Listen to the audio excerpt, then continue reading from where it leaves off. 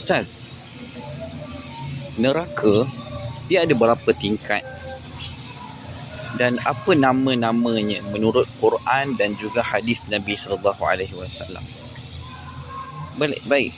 Dalam Al-Quran ada disebut bahawa neraka dia mempunyai sab'ah darakat, 7 tingkat.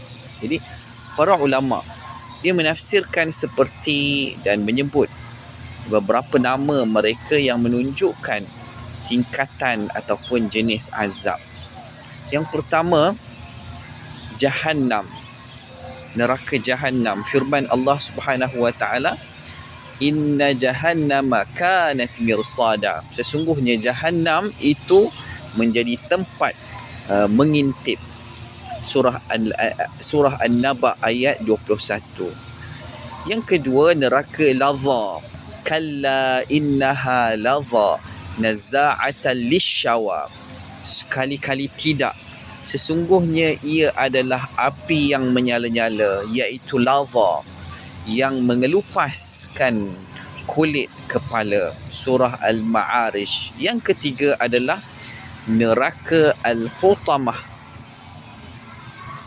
Ayat Al-Quran yang menyebutkan mengenai perkara ini, kalla la yumbazanna fil hutamah wa ma adraka mal hutamah. Sekali-kali tidak, dia pasti akan dicampakkan ke dalam Al-Hutamah. Tahukah apa kamu itu Al-Hutamah?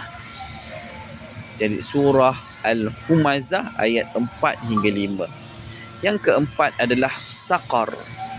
Sa'uslihi saqar wa ma adraka ma saqar. Aku akan masukkannya ke dalam neraka Saqar. Tahukah kamu apakah itu Saqar? Surah Al-Muddathir ayat 26 hingga 27. Yang kelima adalah Jahim. Wa innal fujjara lafi jahim. Sesungguhnya orang-orang yang derhaka akan benar-benar berada di dalam neraka Jahim. Surah Al-Infitar ayat 14. Keenam, surah neraka Sa'ir.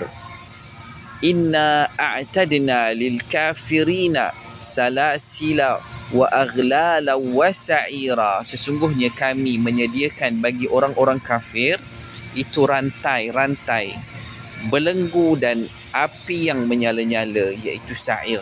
Surah Al-Insan ayat 4. Yang ketujuh, neraka Hawiyah. Fa ummuhu hawiyah wa ma adraka ma hiyah. Maka tempat kembalinya adalah neraka Hawiyah. Tahukah kamu apa itu Hawiyah? Surah Al-Qari'ah ayat 9 hingga 10. Jadi secara kesimpulannya, menurut penafsiran ulama berdasarkan ayat-ayat ini, ada 7 tingkatan neraka. Pertama Jahannam, yang kedua Lava, ketiga Hutamah, yang keempatnya Saqar, yang kelimanya Jahim, keenam Sa'ir, yang ketujuh adalah Hawiyah. Wallahu